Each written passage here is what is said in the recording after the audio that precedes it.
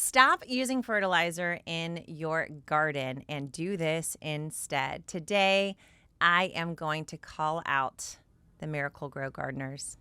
I am going to call out all of you who think you got to go find some other chemical or spray to put on your garden in order to make it work. I'm calling you out when you see my full abundant gardens, and the number one question you ask me is, what kind of fertilizer do you use? Because I don't use fertilizer. And after today's episode, you're not going to want to use fertilizer either. So I'm Nicole Burke, and I'm so excited that you're here with me on the Grow Yourself podcast. Each and every episode, we talk about how to grow yourself with your food, with your garden, with your lifestyle, so that we all are living healthier and happier lives.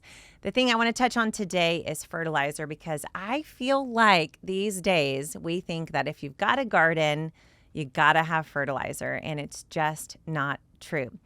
I don't know if you know this, but one of the biggest companies, perhaps the biggest one in the garden industry, is Scotts, and Scotts owns Miracle-Gro. And if you head to a big box store anytime soon, you're going to see a ton of products that have the logo Miracle-Gro on them, including all the plants. In fact, it seems like at least the stores I go to, Lowe's and Home Depot, every single vegetable plant that they are selling has the Miracle-Gro logo on it. I have to warn you, they are setting you up for failure if you're not going to bring them home and use Miracle-Gro too, which I'm hoping you're not after this episode. So here's the deal.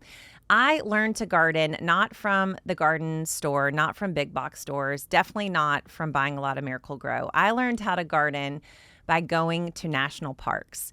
My family, we've never brought our 4 kids to Disney World. Shh, don't tell them. They don't even know there's a Disney World. No, I'm just kidding. They're teenagers. They figured it out. But when they were young, instead of bringing them to Disney World, where we'd have to stand in line for hours and hours, we brought them to national parks so that they would get exhausted, not from waiting in line, but from climbing mountains. And it started early. We still love taking them to national parks. And one of the first we went to was Big Bend. We thought it'd be a great idea to bring a lot of young kids out into the desert where, there were no other living beings for hundreds of miles.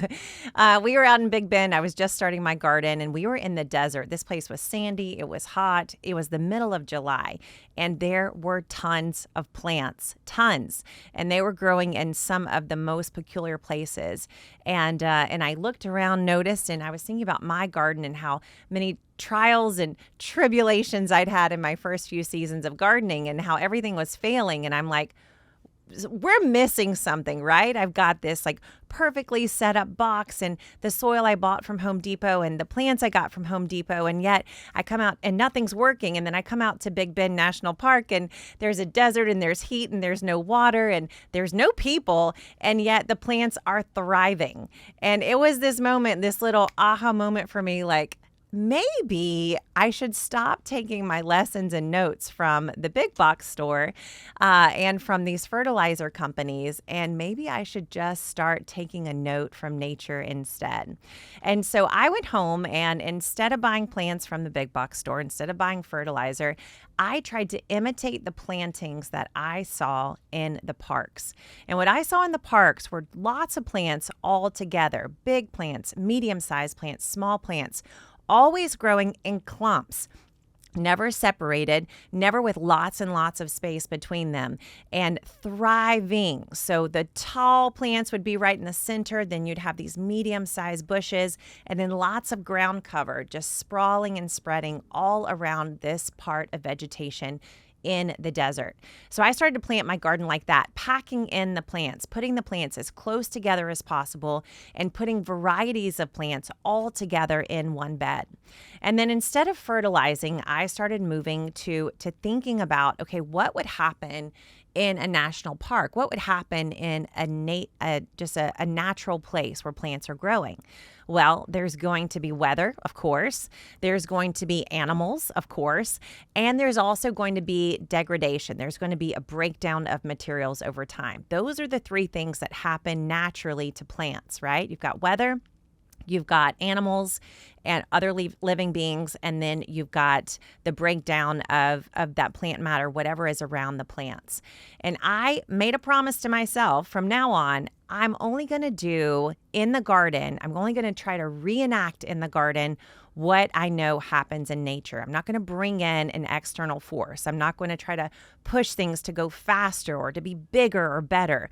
I'm simply going to try to reenact what happens out there in the wild inside my box. And that was the moment that my garden game changed. And the pressure was off, and I wasn't spending a ton of money on all this crazy blue powder stuff from the hardware store. Why is it blue? I don't get it. Anyway, I made that vow, and that was the big change. So I want to encourage you today to do that kind of change in your garden too. Fertilizer is basically, if it's a chemical fertilizer, so I'm not talking about natural minerals, I'm not talking about natural animal products, I'm talking about synthetic materials, synthetic chemicals that we're sold that we should add to our garden. I see those in the same way that I would see a steroid, in the same way that I would see any kind of chemical I might want to add. We're sold to add to our bodies to get us more muscular or more fit faster, where we kind of like skip the system, if you will. We kind of try to rush the system and skip over all the hard days and just go straight to the ending. And that's what fertilizer is. A chemical synthetic fertilizer is something that basically tries to skip over the natural processes that all the other things in the wild have to go through. So when you use a fertilizer, you're creating a dependent plant. You're creating a system that is now going to rely on you and this material and this schedule for good. It's like a baby or a kid that you feed candy every morning, right? So if you get in the habit of giving them a little piece of candy every morning, give them a little jolt of energy, get them going for the day so that they're less whiny and not throwing a fit and just easier to deal with in the moment, right? You give them that candy at 8 a.m. Well, what have you created? Have you created this much easier child to deal with now for the duration of their childhood?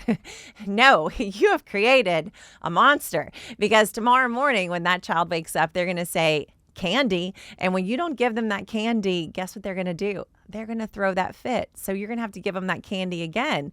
And then you've just created this cycle where every single morning, to get the kid to do what you want them to do, you've got to give them the candy. And the same is true for plants. Fertilizer is like candy for plants. And so what happens to a lot of us is we buy plants that have been grown with fertilizer. We bring them home, put them in the garden, and they just sit there. They do nothing. They might not die, but they certainly don't grow. And part of it is because they're the kid that was getting the candy. And so you put this into your garden space and they're like, excuse me, ma'am, where's my treat, right? Like, until you bring the treat, I don't bring the plants. I don't bring the growth. And so when we do this on our own, whether the store has done it or we're doing it, we're creating this being that now is dependent on that candy. It's dependent on that extra kind of food. It's that, candy is basically what we would get in fruit and all of our diet over a whole day. Candy gives it to us right away in one little shot. And it's the same with a fertilizer. So your plant can still get all those nutrients, but it's really much more natural for your plant to get it over time.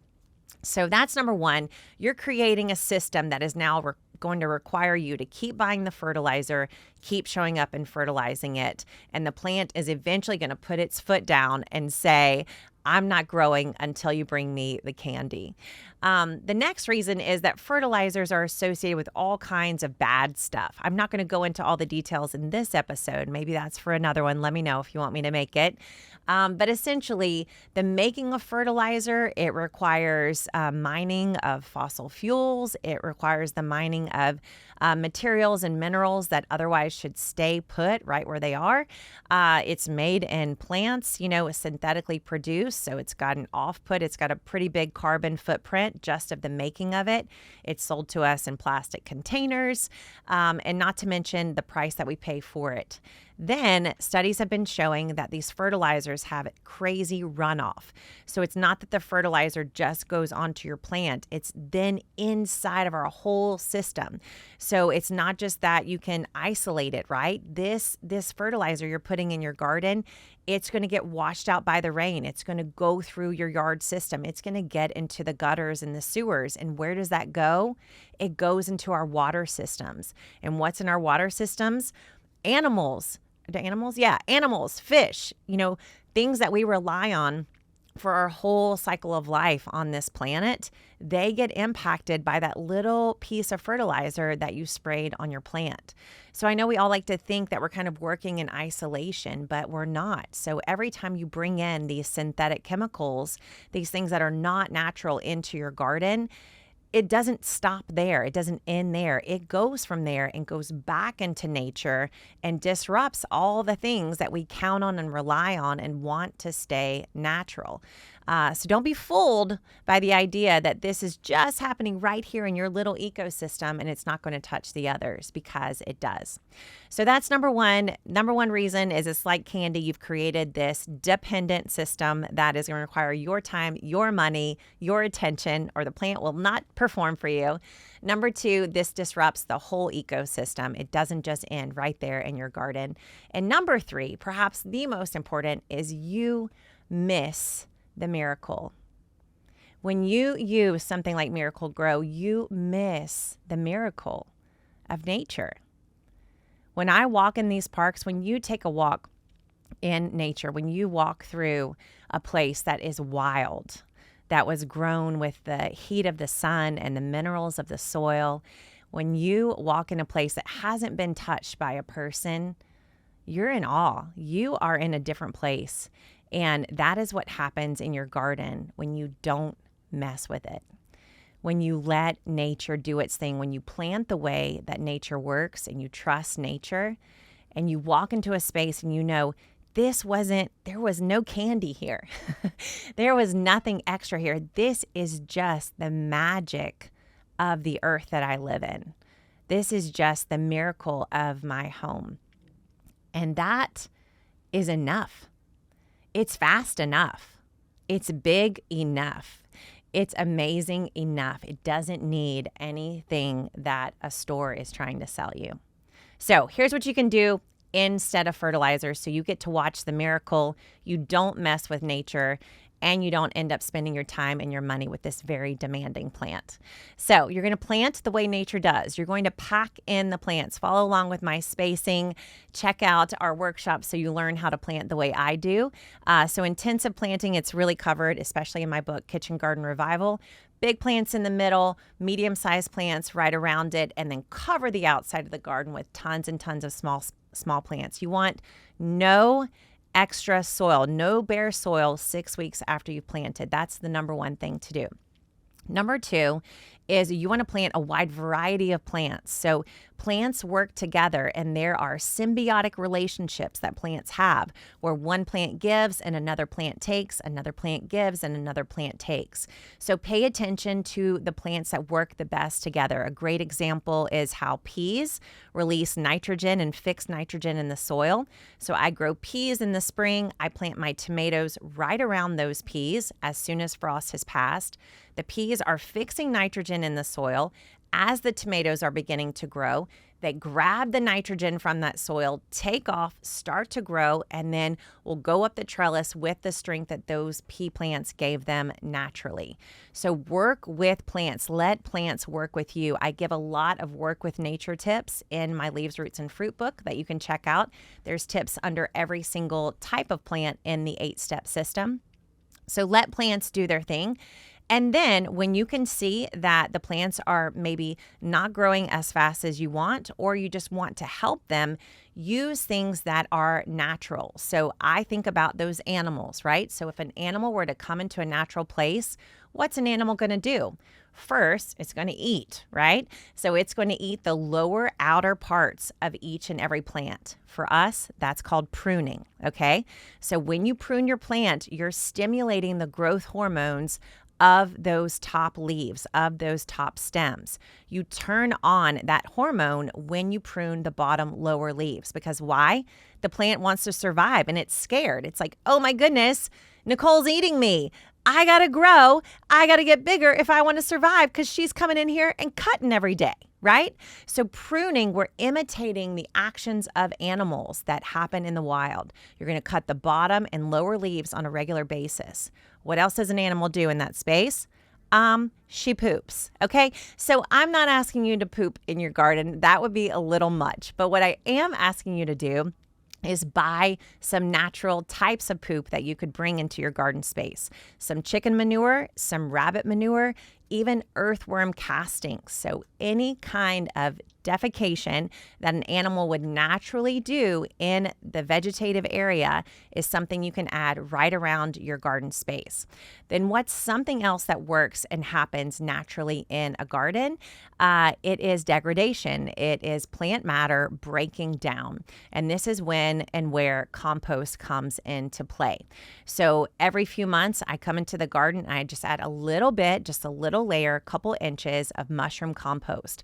So this is compost that's been breaking down over time, and it is exact replication of what would be happening in the wild, right? Because these plants grow up, they drop fruit, they drop leaves. Those things get mixed in with the soil, with the animal poop, and with the weather. They break down and turn into compost right after that. So bringing compost into your garden isn't fertilizer, but it's going to feed your plants in the same way that nature does. And then remember, we talked about animals, we talked about degradation, and then of course, weather, right? Plants grow when they have light and when they have water and when they have plenty of airflow. So you want to think about imitating the weather in your garden. If you haven't had a lot of rain for a while, then you need to make sure that your garden's getting at least an inch of rain every week. If your plants aren't getting enough sunlight, that's where pruning comes in and making sure that they all have ample access to every little bit of sun that's shining on your garden each and every week. And that is it, my friend. That is the way that you get to watch the miracle of nature without interrupting it with something like Miracle-Gro. So have I convinced you? I want to hear in the comments below this video, or come and tell us online if you're going to say bye-bye to fertilizer just like I did so many years ago. If you see my gardens and you've ever thought, I wonder what kind of fertilizer she uses, now you know the answer. I don't. I simply imitate the miracle and the magic of nature each and every day with weather, by watering and sunshine, imitating animals with pruning and adding some poop, and finally adding in compost and just naturally degrading plant material that would happen in the wild anyway.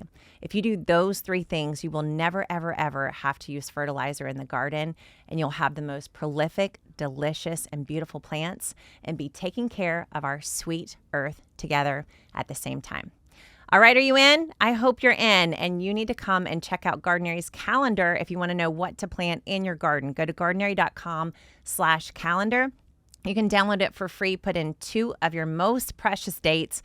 We'll do all the rest of the work for you and tell you when to plant what and when to plant it, where to plant it, and all the details. We also, I'm sure, have a workshop coming up very soon that you got to join me for. So head to gardenary.com to our homepage, or gardenary.com/calendar, and check it out. Thanks so much for listening to the Grow Yourself podcast. This is something we all can do, grow a little bit of our own food right away today. I hope you'll join the movement, and I'll see you next time. Thanks so much for listening to the Grow Yourself podcast. You can keep listening anywhere you love getting your podcasts delivered. On Apple Podcasts, on Spotify, iHeartRadio, you name it, we are there for you. And if you want to read the notes and get our free resources to help you grow more, you can go to gardenary.com/podcast.